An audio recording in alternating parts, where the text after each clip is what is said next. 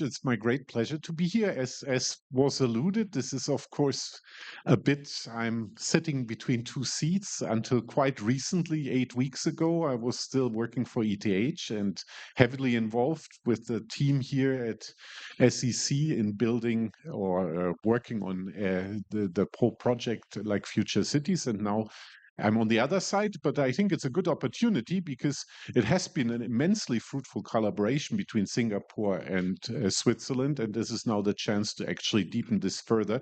And I hope that we can achieve great things. So this is now 15 years of Future Cities Lab here in Singapore. Without the help of the NRF, and Subodh is sitting here, this would not have happened. And I think we achieved a lot in that time. Why did ETH come here? I think we have people more qualified to answer this sitting in the audience, but I'll spare you from asking. um, I think Singapore is an amazing ecosystem. The There's solutions needed, especially in urban design, and the city moves extremely fast, and that's a big advantage if you're a scientist and want to shape the policies, shape the agencies' work. And I think this is why a lot of people from ETH wanted to come here and build this. And it has been successful for 15 years, and not just within Singapore, but also as the FCL Global, which has its hub in Switzerland, to go beyond city development, urban development in the climate, in the tropical climate here, but also to establish worldwide systems that traverse this. So I think it's a model for collaboration.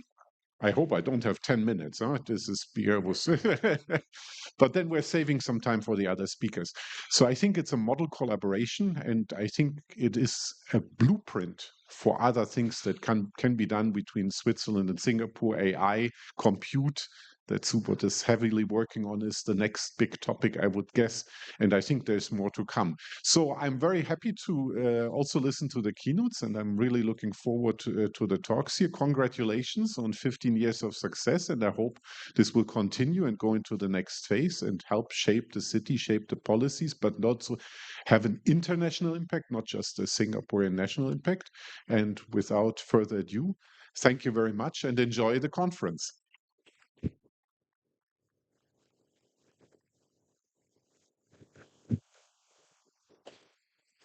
Thank you, Professor Wolfrum. It is now my honor and pleasure to invite our next guest, Professor Dr. Subodh Mhaisalkar, Executive Director for Academic Research at the National Research Foundation of Singapore. With his leadership at NRF and past roles at NTU, he has been instrumental in advancing partnerships like FCL Global that strengthen Singapore's research ecosystems and drive science-based solutions for sustainable urban development. Please join me in welcoming Professor Subodh. Thank you.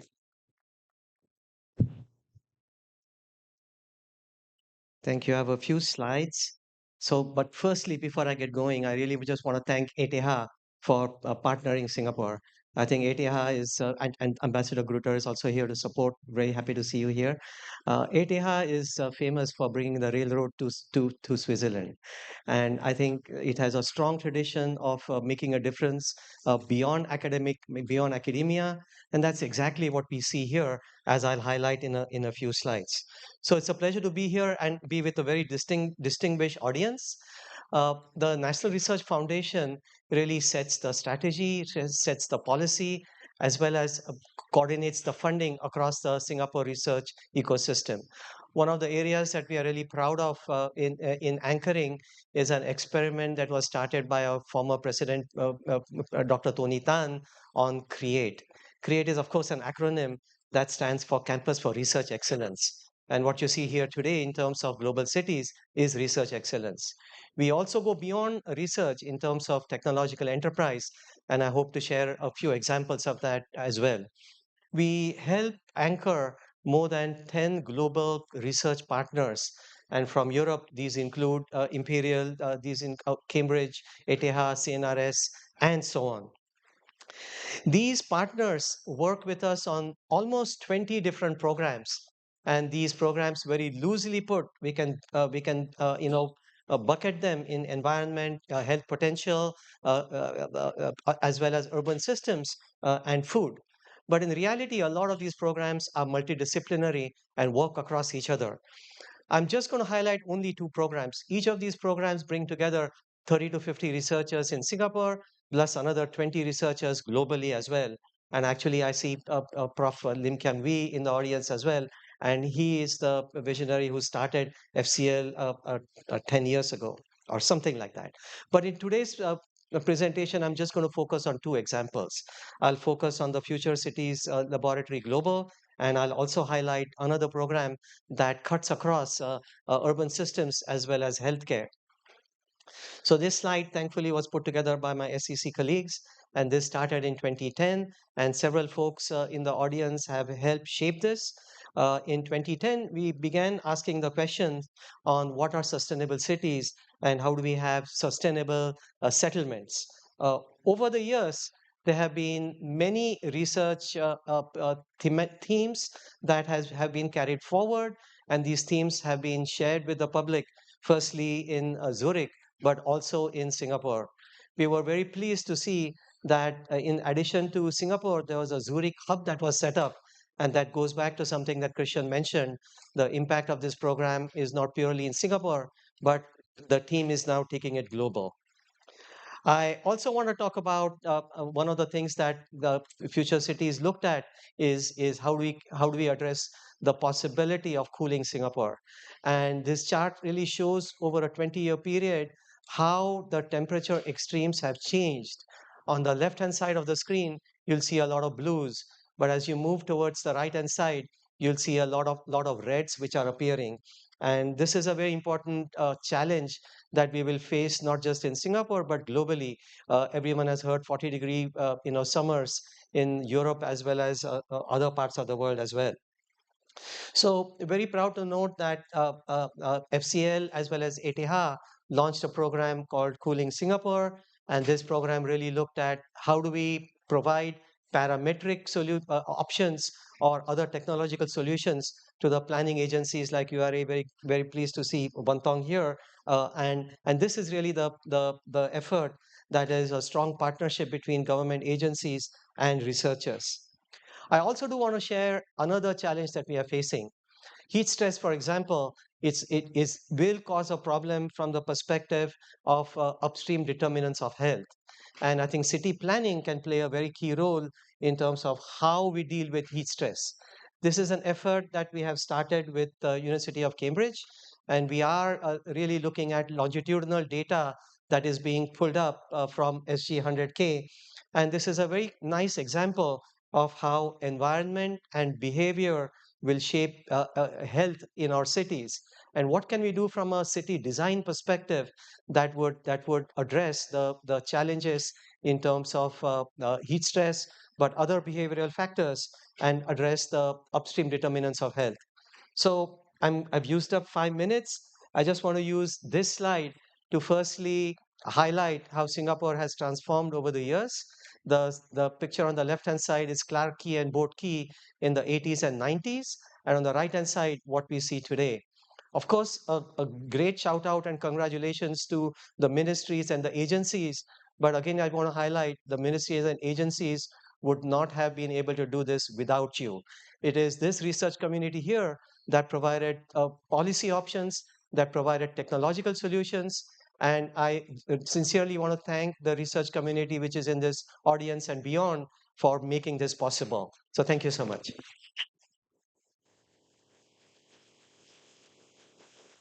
Thank you, Professor Subodh.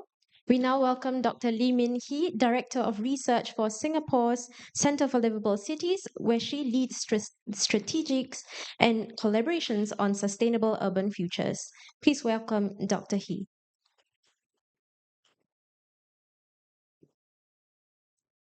Thank you so much. Welcome to the Future Cities Symposium on Future Cities, Science, Design and Policy for Urban Transitions. I'm very pleased to be sharing an opening address for this key event of Urban Science Week 2025, for which we are a co-organizer.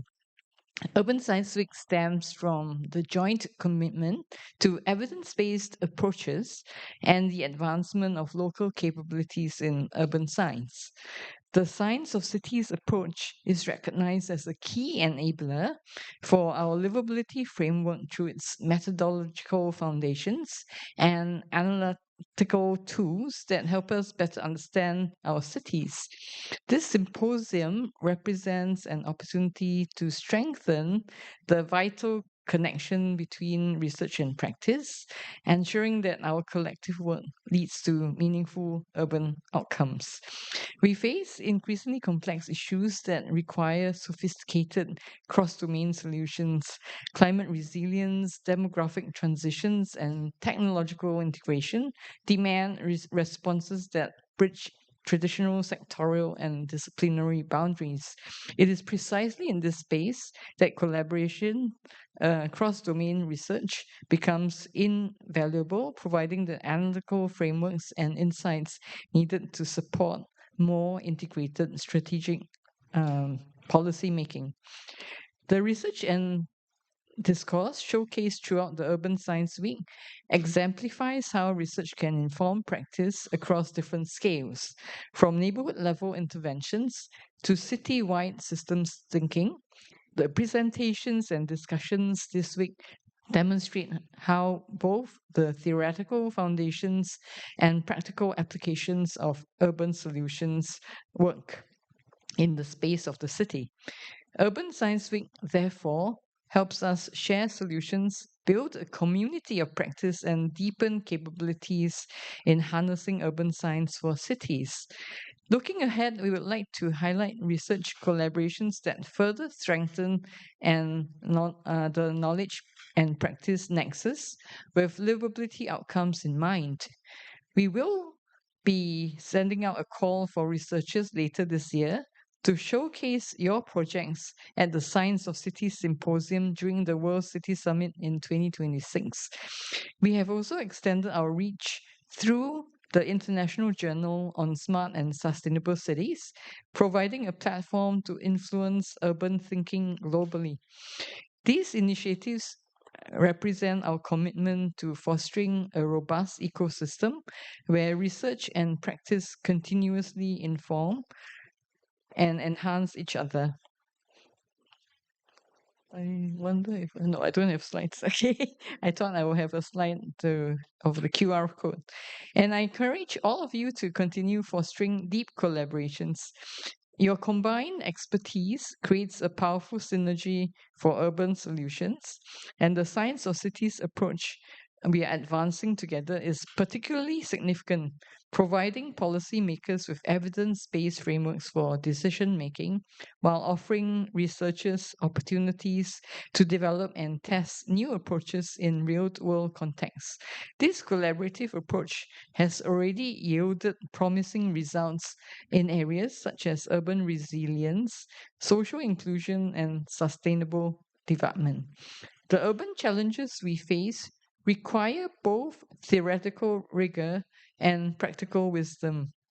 Through platforms like this, we can ensure that research translates into effective outcomes and that practical needs inform research directions. The discussions and exchanges over Urban Science Week will undoubtedly generate new insights and approaches that will help shape the future of our cities. Thank you, and I look forward to the productive exchanges ahead.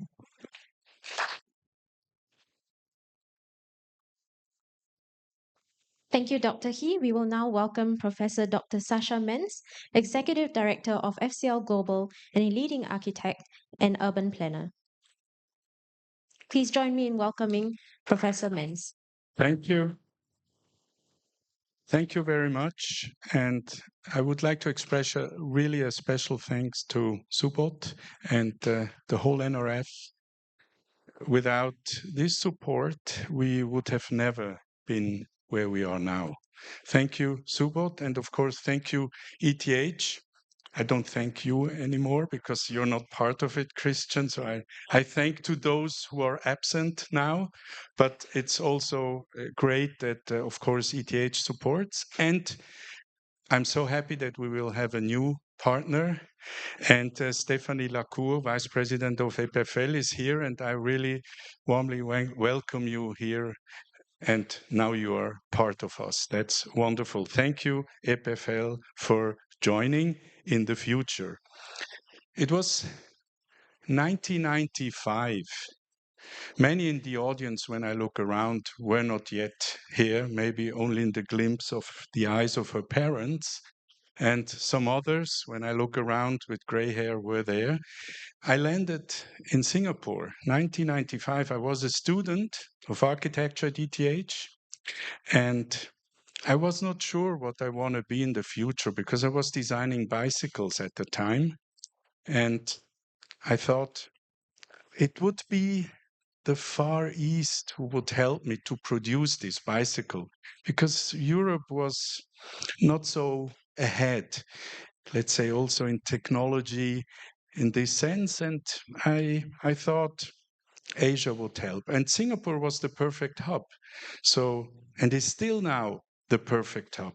And so I arrived to this city, and I've never seen a city like this, of course, because I was coming from Switzerland. I'm more a mountain person than a city, an urban person at the time. This has changed.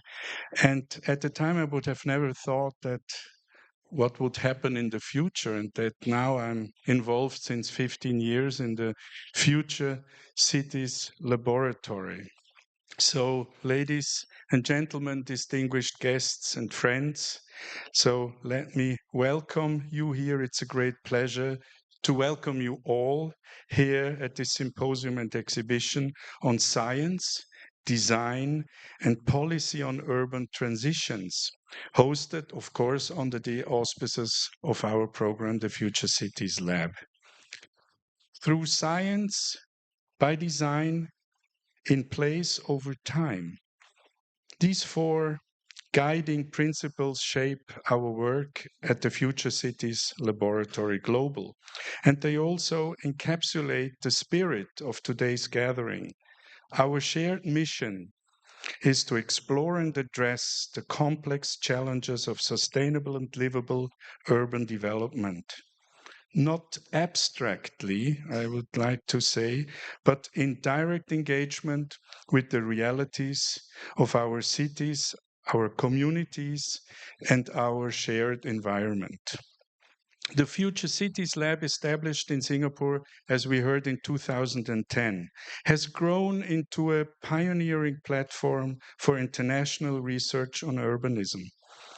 From its beginning in Asia to the expansion into Europe with a second hub in Zurich, FCL has brought together scholars, engineers, designers, and policymakers to think and act across scales and across cultures. As we look ahead to the next phase, FCL4, and I'm looking to Subodh now because we need his support, and I'm looking here to ETH, which is not yet here. We aim to deepen this dual perspective and to extend it into new global networks. At the center of our work lies the notion of settlement systems. Traditional categories such as the city or the metropolis no longer capture the networked realities of contemporary urbanization. These systems include not only neighborhoods and buildings, but also hinterlands, ecosystems, flows of water and energy, mobility networks, and cycles of production and consumption. They remind us that urbanization is both spatial and temporal, shaped by rhythms of agriculture, commuting, neighborhood life cycles, and the long horizons and challenges of climate change. To engage with this complexity requires new methods of research and tools. We turn to complexity science, mathematical models, network theory, agent-based simulations to understand feedback, loops, resilience, and adaptation. But beyond theory, we work directly with governments, agencies, and communities Just to mention some examples, in Singapore, FCL collaborates with the Land Transport Authority on adaptive mobility systems and with the Urban Redevelopment Agency Authority to embed our research into the ePlanner platform. In Zurich, our research examines adaptive reuse and circular construction. Across both hubs, our aim is to generate actionable knowledge that is rigorous but also transformative in practice. This brings me to a central theme: transformation over demolition. If we continue to build as we have built before, linearly, resource intensively, and on the premise of perpetual growth, we will undermine the very foundations of a livable planet. Sustainable construction is not merely about more efficient technologies or better insulation. It is about rethinking how we use what already exists, how we reuse buildings, how we adapt infrastructures, how we build less but achieve more. The future urban resource is not raw material. It is the existing building stock, the spaces and systems already around us. In Singapore, a city-state of limited land but extraordinary planning capacity, the challenge is to balance innovation with continuity, density with inclusivity. In Switzerland, technologically advanced but culturally conservative on its building practices, the challenge is to confront structural issues of governance, of spatial justice, and land use. In both contexts, the real test is to redefine sustainability not as a technical option, but as a cultural and ethical imperative. Our research has shown that resilience emerges not from expansion, but from recalibration. Cities must absorb shocks, climatic, economic, demographic, not by growing ever larger, but by adapting, reusing, and reimagining what is already there. This is not a limitation, it is a cultural opportunity. The exhibition and symposium you encounter here are not simply presentations of research results. They are invitations to imagine, to question, and to participate in the co-creation of new futures. The projects displayed illustrate how interdisciplinary methods, innovative tools, and cross-sectoral collaboration can inform the transformation of urban life. I would like to close with a provocation. The central question is no longer how we can build smarter, but how we can think differently about space, scale, and value. How can we, in our respective context, do more with less? Less extraction, less carbon, less land, while achieving more social, cultural, and ecological impact. The future lies not in demolition, but in transformation. Our task is to make this future visible, tangible, and desirable. Thank you, and I wish you an inspiring symposium and exhibition.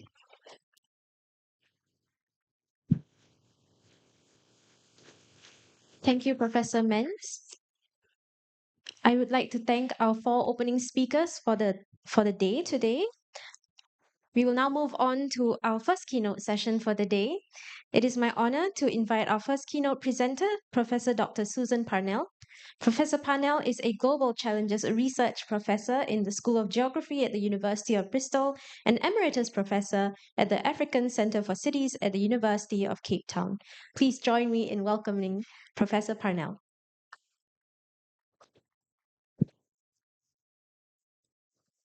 Anybody who tells you that you do not have to be physically agile to give a talk is wrong. You've got to look at the screen, you've got to look at this, you've got to look at this, you've got to decide where your pitch is. But I think we should manage. It's wonderful to be here. I'm very struck at this idea of the FCL global community, a community that's got a history, a short-term and a medium-term history, and I'm happy to have been part of its medium-term history, but also some new faces, at least for me. And I hope for those of you who have not participated that you will become part of a wider conversation. I want to pick up on the challenge of the symposium, that invitation that Sacha talked to us about, on this imperative, given the challenges that we face, of really finding energy, finding creativity, finding ways of thinking differently and energetically about a new urbanism. And to do that, I'm afraid I'm going to appear to be extremely self-interested. I am actually speaking very directly to a book which came out earlier this year, not because it's the only thing I have to talk about, although it is one of the things I like to talk about, but in fact because I think you will find that it resonates with the intonation, with the spirit of the inquiry of FCL Global. And the book is called Cities Rethought, A New Urban Disposition. And crucially, I want to introduce you to the co-authors, because it is a collaborative work. You can already see that there's something about this connection. And the people concerned are important. There's somebody called Edgar Peterser, some of you may have met, Professor, Director at the African Centre for Cities, but also a major advisor to the City of Cape Town, to the Western Cape Provincial Government, on the board of the African Development Bank, major advisor to the African Union, leader of the Bloomberg Mayoral Committee. Yeah, he's not a conventional academic. Then there's Michael Keith, the guy on the right in the top photograph, professor of anthropology at Oxford University. And that's pretty academic. No, Michael chaired the East London Borough at the time, for the Labour Party, at the time they were developing Canary Wharf. Had a major role not only in that development, which I think most of us have heard of, but also in some of the cultural precincts that were associated with it. And the other author, probably standing up on the edge, I did not a very good photograph of him, is somebody who may be known to you, is Gautam Ban, the dean at the New Indian Institute for Human Settlements, the only now university, I'm very happy to say, that deals specifically with urban questions for the training of that absolutely critical cohort of urbanists for India. I feel in very illustrious company with those authors, but I give you their profile because it tells you about the kinds of people who have fingers or feet in many places, multiple identities and ways of being in the city. We came together partly at the end of COVID, partly at the end of a big project called Peak Urban. And round about the time, do you recognize the photograph of our wonderful tour through some of the laboratories at ETH? And we, in fact, were quite depressed about the state of the world. And we were overwhelmed by the amount of material that there was out there to read about cities and how to think about cities. And so Cities Rethought is not a summary, it is not a textbook. It is an intervention that is really a juxtaposition, if you like, with urban theory. It's an attempt not to provide the next paradigm, the ambition that was set out perhaps in the frame of this symposium, but rather to just try and think in parallel with, alongside some of these other bigger developments. We wanted to take a moment to use our collective energy, and the collective was important in this, to reflect at a time that was difficult, when the language that we had, particularly of urban science, which we found enticing and with which we engage quite directly in the book. But we wanted to bring together the multiple parts of our lives. And I think people in this audience have that. You're urbanists, but you're teachers, but you're also practitioners. You may also be civic activists. And so what we were looking for really, and none of us was young, Gautam was probably the youngest, was a new language a new way to talk, a freshness in what it was that we had been doing between us for some decades collectively. And ironically, what we found was that we needed to step away from the present moment. It was a moment of deep despair. I have to say, there's an excitement, Sacha, to talking about the city in the moment, but there was also for us a heaviness, a sense of the global economy, the global political system was in massive transition, and we were writing before January 2025. Okay. But even at that time, the poly crisis, which has been generative because it has made us talk to each other and talk across the line, across disciplines, actually was really fairly scary. And we were writing from India, South Africa, and the UK. And in our national contexts, we felt there was much less room to move than there had been previously. So the conversation that we started was really about how do we rethink the city? And ironically, because all of us have been part of that movement, which puts forward this idea that cities are at the origin, cities are at the center of the global crisis, the solution lies in the city. We still believe, we still put forward this idea that time and space matter, place matters. But curiously, it was in the stepping back from this idea of the centrality of the city, and rather, in finding a way to think differently about change, about transformation, about the ability to achieve the larger, perhaps unimaginable, that we had to step back and to think differently in general and to be able to do so in place, to be able to do so in time. In other words, we were able to let go of in order to refresh our engagement with the city. And so we sought a much softer idea, the idea of a disposition. I don't know, it's a funny word in English, isn't it? It's a kind of a mindset, a way of being in the world.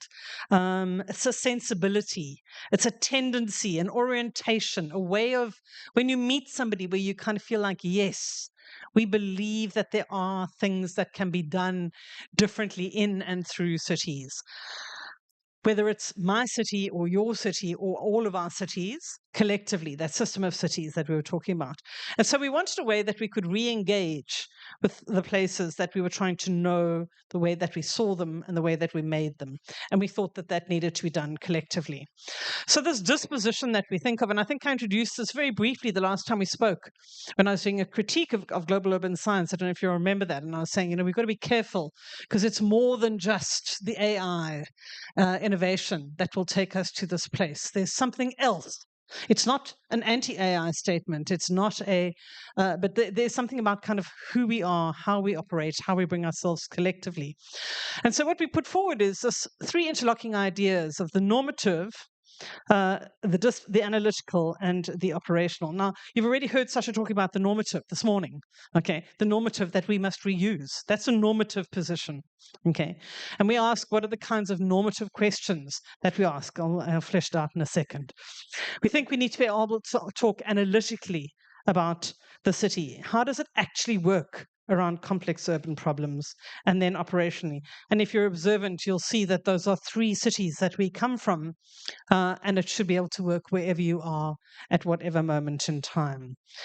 That disposition is everything. It's both and. There's no point in having norms and values if you aren't able to analyze problems or work operationally. And similarly, it's no point having a really good, sound technical understanding if you're asking the wrong questions and doing things in the wrong way. These things have got to be connected in critical ways. And so what we do in the book is to both go through what we mean by those things and then to give a series of examples. But effectively, if you want to listen to me rather, you can make the slides available later, and the book is in fact downloadable. But what we're saying is that crucially, it is not to get to a single normative position, but rather to be able to center and articulate our collective or individual normative positions so that we can understand where we differ. In other words, it may be that your normative position is a very high order one, like we've already heard about reuse, but your normative position may also come out of your professional disposition. It may be about making sure that the money works. Yeah, it may be about being much heavier on the inclusive elements than anything else.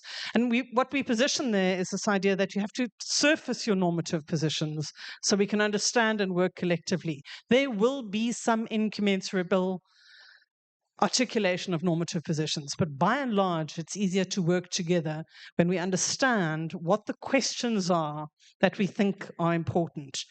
Having done that, we go back to core professional and disciplinary practices, the analytical. Except that what we argue is that what you have to do is not just to know what you know. I know it as a structural engineer, I know it as an anthropologist, but rather that we seek to ask and answer puzzles that emerge in the urban environment through an act of what we call analytical redescription. And simply what redescription is it's a methodology, if you like, a doubleness. It's an attempt to ask a question about something which is not designed simply to describe what is happening, but is done in order to change it. Okay? So your analytical task is not simply to say what is a bridge, it is to say how do we repurpose the bridge, either for lots of different materials or for a different time or for different people. So that act of looking through a series of different lenses remains in place, and that ability to navigate the complexity of the urban inevitably means that the act of analytical redescription demands that we work from different points of view across different methodologies. It certainly means that you have to engage the political, not just at the level of the neighborhood, but also at the city, the nation, and the global scale. It means that you have to focus on institutional configurations. You need to know how things work. Okay, you have to understand the multiple elements that drive our urban processes of change. And they may be physical, they may be material, and they may indeed be social. And that takes us not to the last element, because we argue in the book that you could actually start from this point of departure. So I don't know who's a practitioner in the room, clearly a knowledge-based practitioner if you're in a place like this now.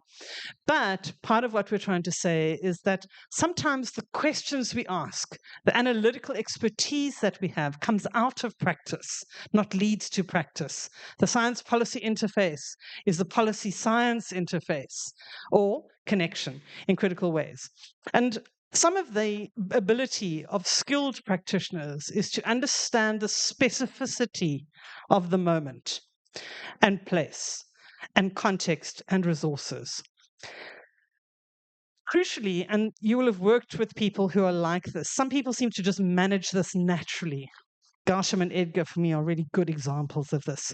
You need to be able to sense the opportunity. We talk about the pulse, reading the pulse. It's like a surfer.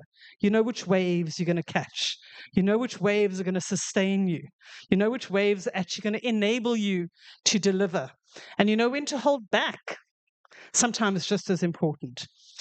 Crucially, in cities, you probably won't get there alone. There are very few lone urban scholars. There are people who make a contribution that urbanists draw on from individual scholarship. But the collective is quite important, and finding your co-travelers is really, really critical. And perhaps most importantly, we need to be able to sit back and to reflect. And I think I love the fact that this appears in the operational space.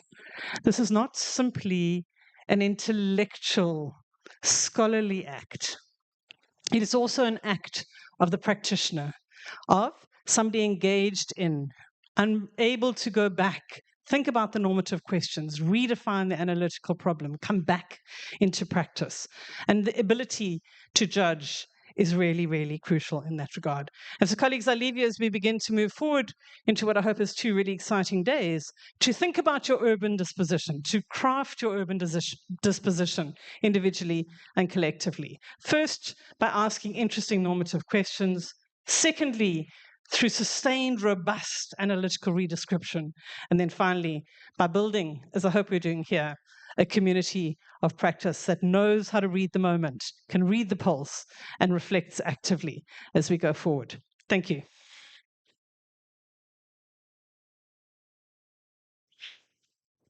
Thank you, Professor Parnell. We will now invite our second keynote speaker for this session, Professor Dr. Stephen Goldsmith. Professor Goldsmith is a CLC Visiting Fellow, Derek Bock Professor of the Practice of Urban Policy at Harvard Kennedy School, and Director of the Data Smart City Solutions Program at the Bloomberg Center for Cities at Harvard University. He is recognized as a leading authority on local government and applied technology. Please welcome Professor Goldsmith. Thank you. I sit at a point between academics and practitioners. I'm a former mayor, deputy mayor of New York, and I've been an academic when I'm not a practitioner. So most of my work is involved in trying to translate between academics and practitioners and get the practitioners to use more of what the academics are saying. So my comments today deal more with how one thinks about solutions in the urban area. And let me just go through a few. There are a lot of things to look at here. Let me just go through a few components, like why place matters as an organizing theme for change, how we work across sectors, how we navigate the governance of those issues, and how we measure the benefits. So let me just do this quickly. So every complex problem, right, is a cross-sector, cross-agency solution or problem. So how do we organize communities and government to respond to difficult grand challenges or wicked problems? So let me first start by saying that we've been much more active recently in using map layers and map visualizations so people can understand problems in their place as an organizing theme for cross-sector collaboration and for cross-agency collaboration as well, because visualized layers let people understand what's happening in their community and help bureaucrats understand context. So this is just a slide from a few years ago, but the point of this slide is to say, if we see, this is a Los Angeles map that reflects by color the quality of services in a particular neighborhood. And that allows a person in that neighborhood, and it allows an official serving that neighborhood to say, well, our services are worse than they are across town. And you can see that by color. So I'm suggesting that visualizations enhance collaboration, and this cross-sector solution is also organized the same way, right? Because there's no single cause. Any problem that's complicated doesn't have a single cause. It doesn't have a single intervention. It doesn't have a single sector. It doesn't have a single agency. So we need a way to organize, and I'm just suggesting one way to organize of significance is around place. So place as a basis of cross-sector collaboration. Secondly, how do we work across sectors and how do we work across environments? So this is a project I've got now at Harvard with 10 cities. And let me just do this quickly. So the question we asked is, how do we improve the environmental quality in a particular location, right? So where is air or carbon or heat particularly dangerous to a certain community? And what can we do about it? So that led us to try to understand what are the forms of exposure, but more importantly, because that happens obviously in a broad range of places, our question was, what are the levers of government, local government, that will allow an intervention that will reduce the causes of those pollutants, which will improve the public health of communities? So we start with, what are the levers, and then what's the evidence that researchers can bring to bear that will allow a mayor or our community leader to apply an intervention. So, and just as a another map expression of this, but one of the cities we're working in is Washington, D.C., and the question is, where are individuals in under-resourced neighborhoods most likely to experience particulate matter or carbon, which causes chronic childhood asthma? So map from the health researchers, map the incidences of asthma, and from the air monitors, map the sources of pollution, and from the mayor's office, say, what are your tools that you can utilize to reduce those? So all I'm suggesting is that the ability to kind of negotiate between the sectors and between the academics and practitioners makes a difference. Now, this is pretty obvious, but worth mentioning. I'm basically a city official, and in the average city, you have a parks department, you have a sanitation department, you have a street department, and fill in the blank, right? But nobody lives in the parks department. They live on a corner, right? And they live in a place. And so you have to tie that together. And the fragmentation that comes from metrics at an agency level reduces the ability to do that. So this is a way to suggest that collaborative challenges require us to take disparate organizations, cross-sector organizations, and bring them together. And what's interesting to me in particular on this chart is that we all have our own cultural biases and our own context. Until we start doing this, it's very difficult to understand the context in which a community lives. And this is then another map expression, which is to say, one way you can think about the earlier Los Angeles map was it's place-based by the agencies in Los Angeles. This suggests, where are all of the stakeholders arrayed around the problem? How can they be aligned? And then how does that produce a solution? So you have on the right businesses, citizens, academics, journalists. You have on the left kind of planning, engineering, right? So how do we organize all of those pieces in order to respond to the most difficult problems? And then finally, I spend a lot of time trying to get cities to use data, but it's not very motivating, right? What's motivating is the narrative around the problem that we're going to address that will make people's lives better. And so that means as we push and shove and say to an agency or to a nonprofit, we need you to do X, then we need to remind them that the goal of that is the outcome. I've got 2 minutes and 52 seconds left, so I want to do one political story. So I do a lot of work with Bloomberg Philanthropies, and several years ago they made a large grant to Chicago to set up a data analytics center. It was very sophisticated. The woman who ran it was very sophisticated, and she said, "I'm going to organize the agencies around the use of data." She brought in academics and technical experts, and found that none of her operating agencies was particularly interested in the exercise of how to organize around data. Then she said to them, well, I want each agency to name a problem that data may help us answer. And the first question came from, this is not a Singaporean problem, but maybe it's a Chicago, New York problem. The first question was if you can help us and understand where the rats are going to be before they're in neighborhoods in Chicago, and so that we can intervene before they're there, then we're interested in your data experience. So we call this the kind of rat example, which is identify the problem for which the data is invaluable. And that's kind of the message here, because we expect people to operate differently and to participate. So finally, our effort in these city exercises we're doing, so we bring together cities, we bring together the academics, we bring together the data experts, but it's not as if we're trying to suggest there is an answer.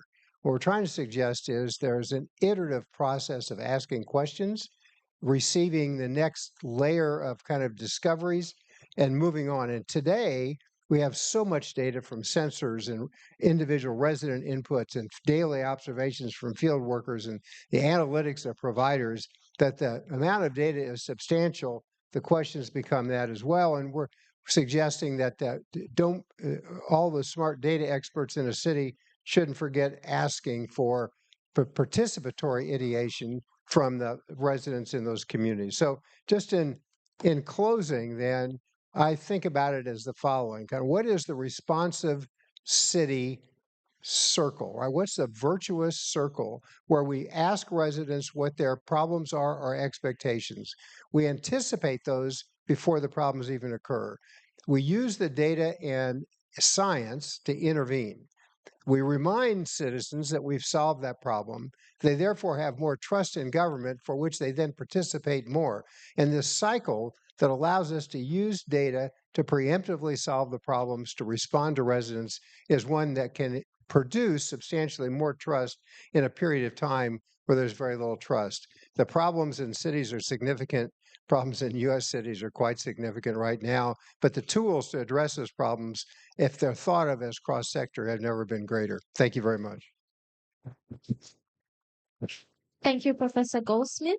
We now invite Mr. Masanori Kobayashi, Chief Economist for Infrastructure Policy, Policy Bureau, Ministry of Land Infrastructure, Transport and Tourism in Japan. Please welcome Mr. Kobayashi. Okay, good morning, everyone. I'm truly honored to have this wonderful opportunity today. Today, I'd like to share my experiences, especially from my work as a policymaker in the Japanese government. First, I'd like to share some recent research initiative on policy innovation for urban transition in Japan at the global level. In considering our policies for the transition to sustainable cities, we are fully aware that we are facing a global environmental crisis, and we believe it is essential to seriously rethink our existing socioeconomic systems. So now we need the fundamental socioeconomic system changes to sustain the Earth for the future. So we're doing study about 4 action levers to promote system transformation, such as the sustainable food, land use, water management system, sustainable cities and communities, and decarbonization of energy, industry, and transport.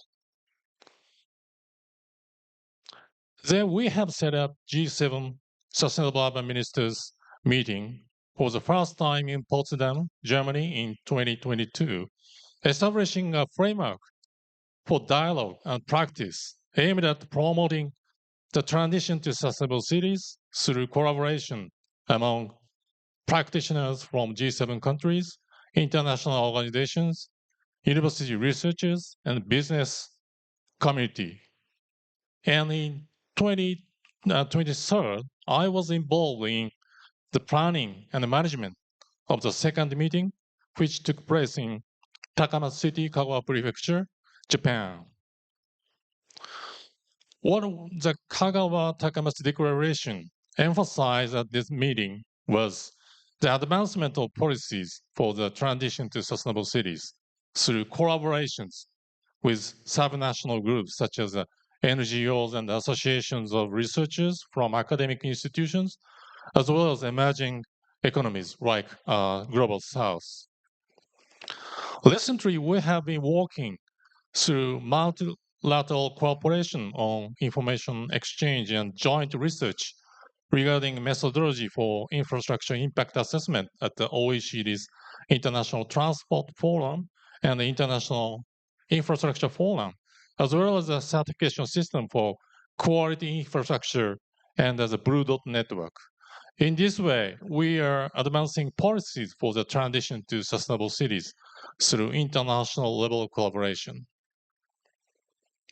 In Japan, we are placing strong emphasis on promoting green infrastructure through public-private partnership.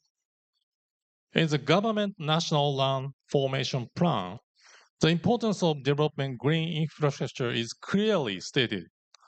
Based on this, the government is demonstrating strong leadership in the transition toward environmentally sustainable cities by making strategies to promote green infrastructure in collaboration with university researchers and private companies.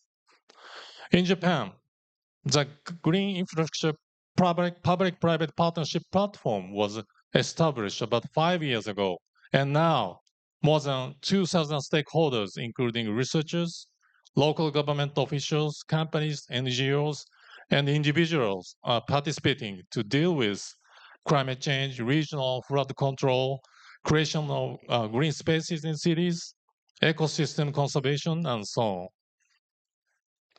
Last year, together with university researchers and the private sector experts, we officially announced the recommendation for green infrastructure projects and finances.